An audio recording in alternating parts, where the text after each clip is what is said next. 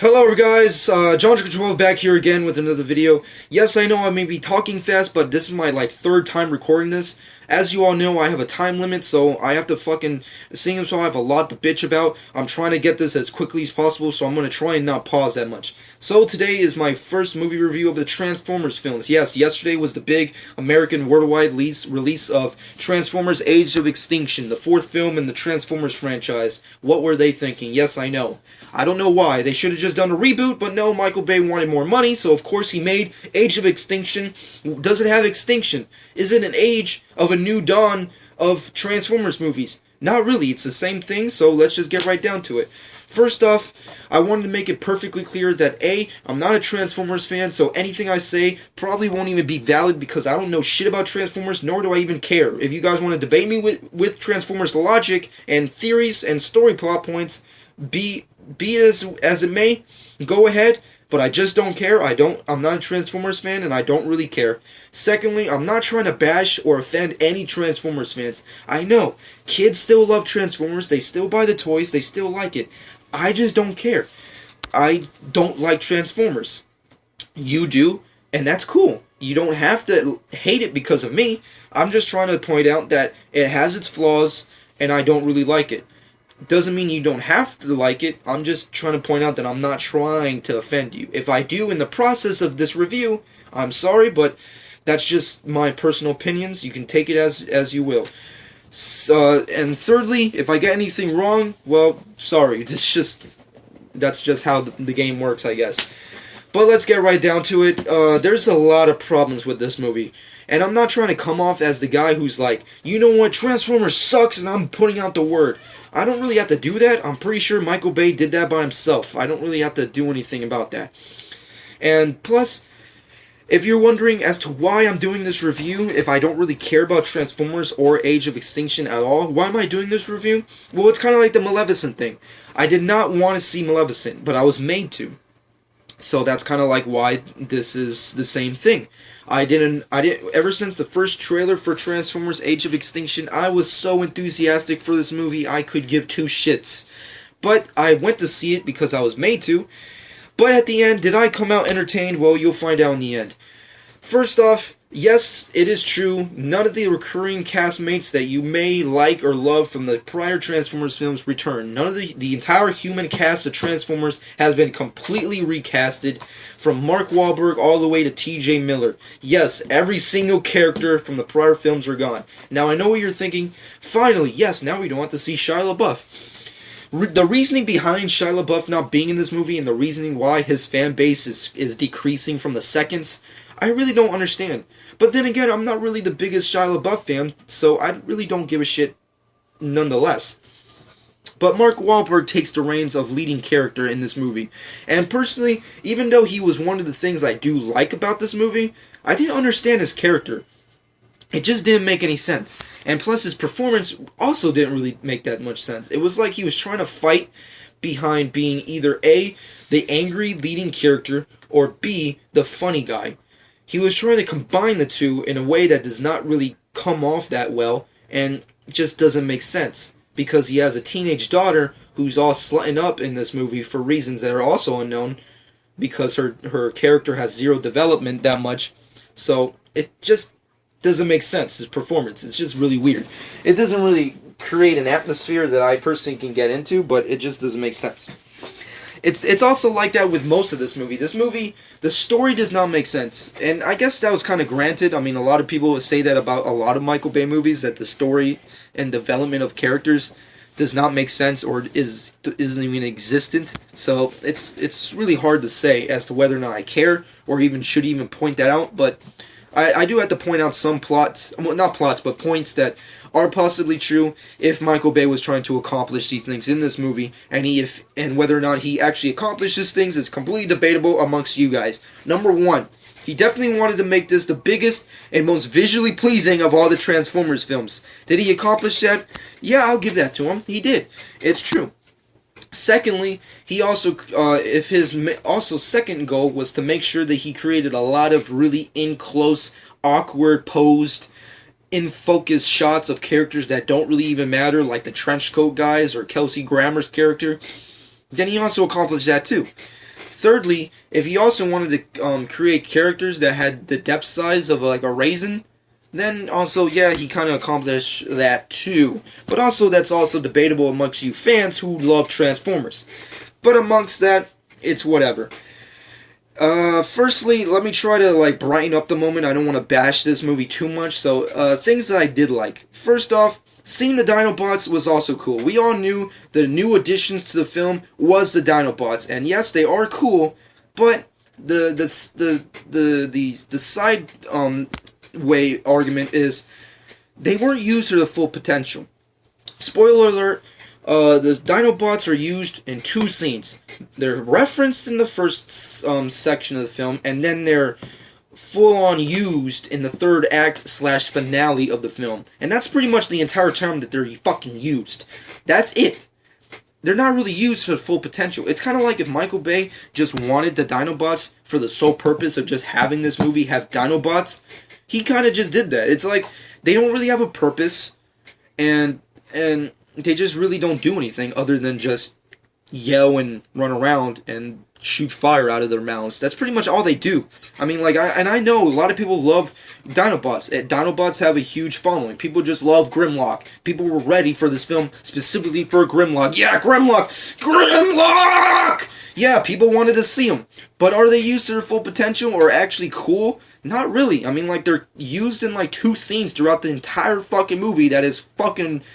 I felt like an hour way too long, so it's just weird.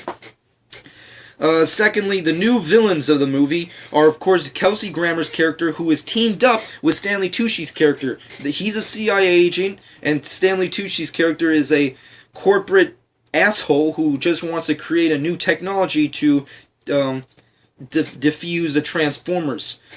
Does not make sense. That plot point does not make sense. Kelsey Grammer's character, I know Kelsey Grammer's a good guy, he's a good actor, but overall, you could have done the movie without him. Like, if you erased, that goes a long way with a lot of characters in this movie. Like, if you went with, like, an airbrush and just erased all these characters out, it could have been the same movie, because it's just Transformers moving around.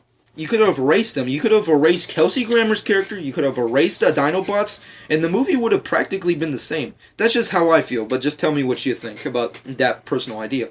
But overall, Kelsey Grammer has devised a plan to team up with Lockdown, who's a new villain in the movie, who I have zero knowledge of, so don't get all mad at me. I know he's the big badass of the movie, and he does accomplish that. He does do a lot of cool badass things, but overall, he has a twist because he has ulterior motives towards Kelsey Grammer's plan. Kelsey Grammer teams up with him because he's trying to devise a plan to take all the Transformers across the world, not only the Decepticons, but the Autobots, to just eliminate them from our planet. Why? It's not really explained, and I doubt we'll ever get an explanation that actually makes sense. Otherwise, the Lockdown, his motives are he's trying to capture Optimus Prime because his creators supposedly are trying to obtain Optimus Prime for reasons that are still unknown and don't make sense to the viewers, which is me and all of you. So obviously that plot point in and of itself does not make sense. And also there's something called the Seed that was put into this planet, I guess, long time ago. I don't know what's Michael Bay's thought process when combining real-life events and human and Earth history, combining it with Transformer history. I don't know why he tries to do that. He's been doing that for like the last 2 sequels, but it does not make sense, and I wish he would stop. But anyways, he does that, and the Seed is apparently a thing that, if I'm correct, tell me, and if I'm not, oh well. Apparently, if it's combined with the Transformer DNA or whatever, it results in the extinction of the human race. So henceforth, the title of the film, Age of Extinction, I guess. I guess that's what I thought it got from the movie, because obviously the movie didn't do a good enough job to explain the thought and the process of that plot point. Because obviously it did not make sense to me, especially. I don't know about you guys, but it did not make sense to me, like a lot of things in this movie. Otherwise, that's pretty much it. Good things that I liked about this movie. Mark Wahlberg, even though he was a little kind of overhyped in this movie, and also his character made no sense, I did like his character, and he was enjoyable throughout the whole movie. Stanley Tucci's character, even though he starts off as kind of an asshole and just an annoying prick, overall, he is an entertaining character.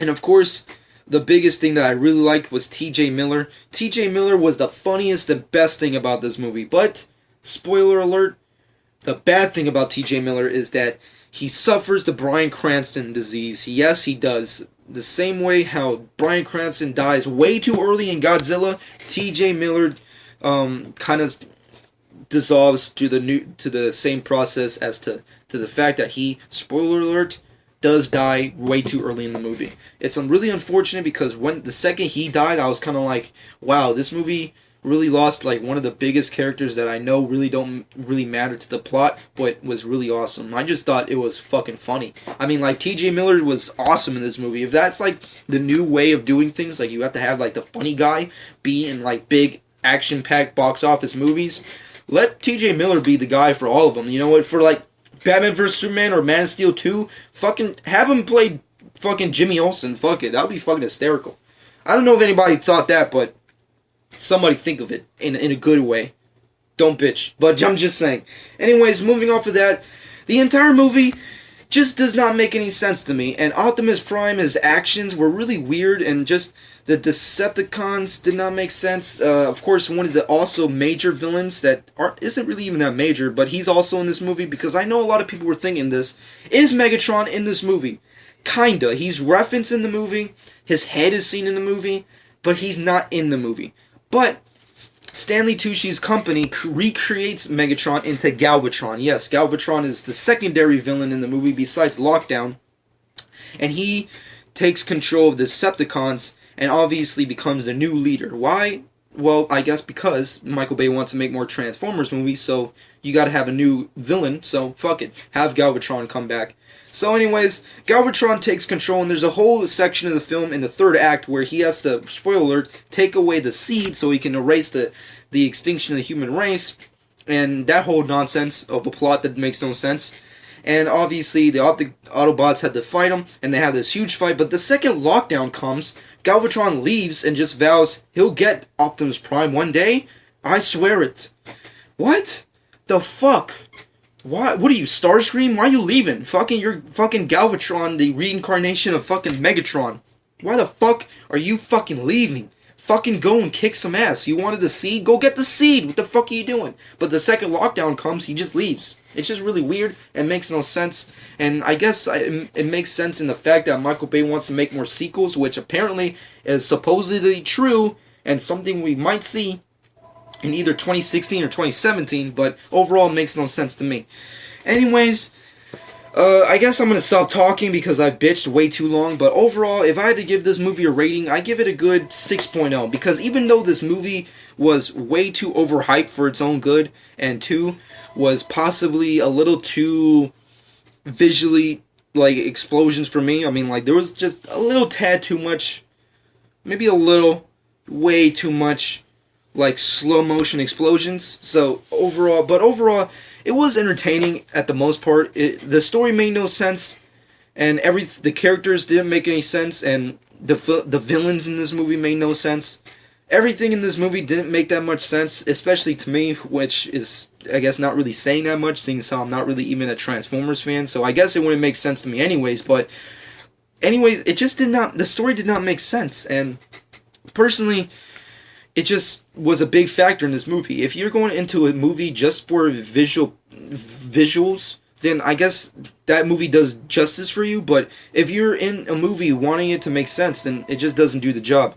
But overall, the movie was entertaining, and if I had to give it a rating, I give it a good 6.0, I guess, because it was entertaining, and it was good in comparison to the sequels. But is it the best Transformers film? I'm not going to say that, but it's definitely the biggest and most visually pleasing, so I have to give it a plus for that. But overall, this movie does not beat any of the other movies in 2014. I wouldn't consider it the biggest. It might come up with an overhaul that's way bigger, but overall, I don't know. It's not the best movie I've seen all year, nor is it the biggest. You know, I definitely would consider X-Men and also Godzilla to be bigger, but you know, that's just me. But overall, what did you think about Transformers Age of Extinction? What did you think about my review? And I hope you guys enjoyed, and I hope no one was offended or bothered by this movie and personally my review. And I hope you guys enjoyed. This has been John Tricker 12.